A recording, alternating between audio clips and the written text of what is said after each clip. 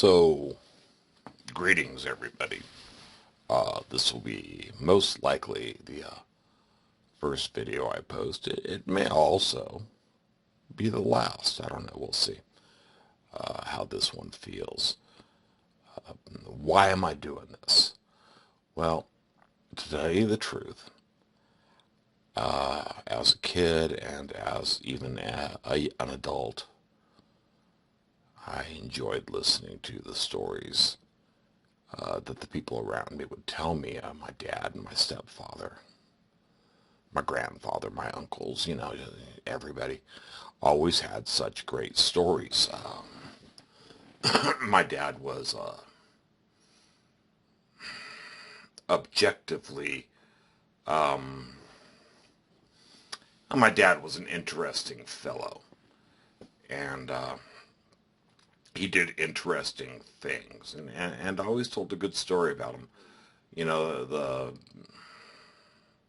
Well, I'm sure I'll tell some of his too. I'll start with this one to try to explain my father. I was raised with rifles and handguns. To me, they are tools, not toys. They are not any more dangerous than a rock or a knife. It depends on the person holding it. Damn it, how dangerous it is. And so I was taught gun safety before I was taught anything else. And I was 9. And I told my dad that I was interested in learning how to shoot. He had a little Sheridan rifle, which was essentially just shot pellets out of an air gun, out of a pump. No gunpowder, no cleaning. You loaded the pellet in, a little bit bigger than a BB, just lead, and then you gave it 2 or 3 pumps, and then you shot it. It was for lack of a better term, fancy BB gun. But I expressed interest. I wanted to be able to shoot the Sheridan.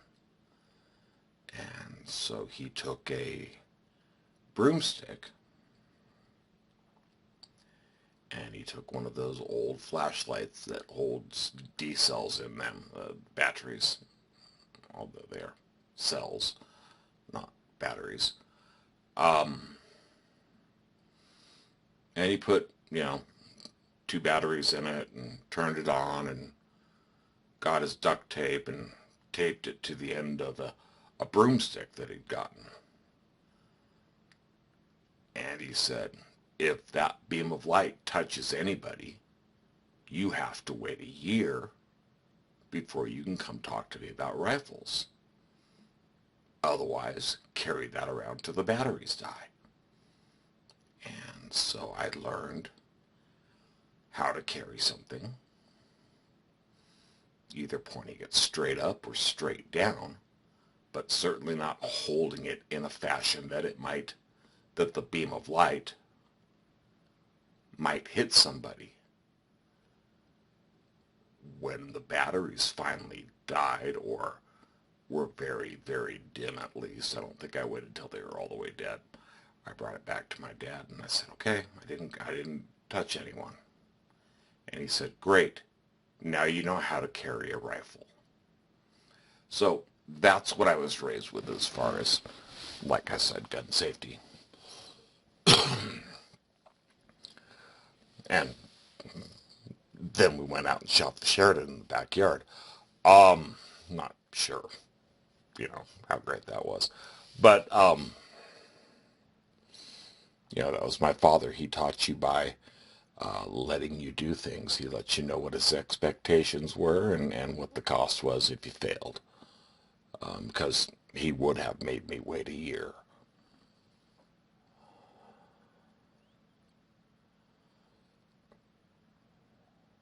Where was I going with that? But anyhow, why am I doing this? Because I wanted to share some of the stories of my father and my stepfather and some of my stories. And I'm an old guy now. I've got a few stories that I get to tell that I survived. And because I'm also ugly as sin, nobody really wants to see my face. And frankly, I'm not that excited about putting my face out there on YouTube and letting the whole world see me. If I keep doing this and you keep listening, I'll eventually tell a story that will let you figure out why.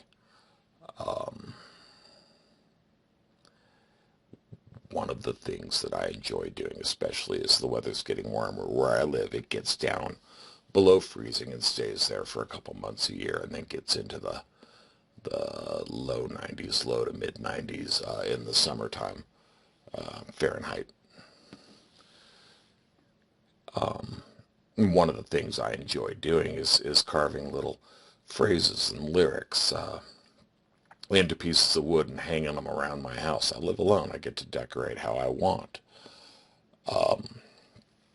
And I enjoy them. Maybe one day I'll show one or two of them off. Or one of my hangings. I've got, you know, 15 or 20 of them all strung together hanging on a wall like a piece of art or something. But it's something I enjoy. And it's hopefully visually stimulating enough. Certainly better than my face or a blank screen. And it's my way of encouraging people. I mean, I don't do a good job of this. I am not a professional by any stretch of the imagination. I am an amateur woodworker at best. And on my best days, I turn out things that don't look horrible. So nothing fancy going on here. But it's something I get to do that I enjoy. So I hope you enjoy it too. I hope you continue to watch, like, and subscribe. I don't care. I mean, if you want to, please do it. If you don't want to, I'm sorry I wasted, 7.5 minutes of your life. Please move on. A couple more things about me. I will probably have to actually write a disclaimer or something at the front and start with that.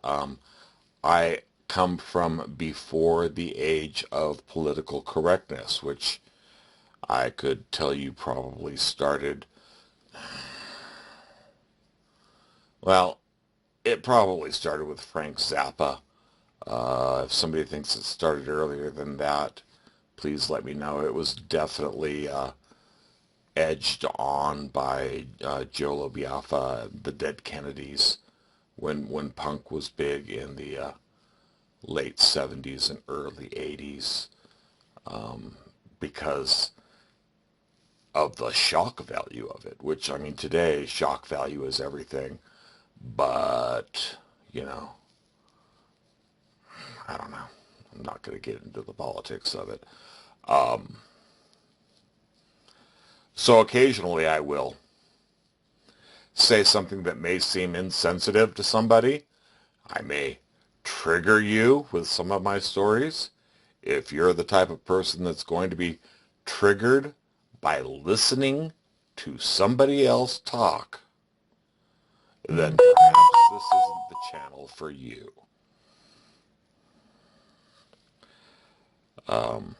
And go have a great life, man. Go live the best life you can, please. And understand that there's a bunch of us who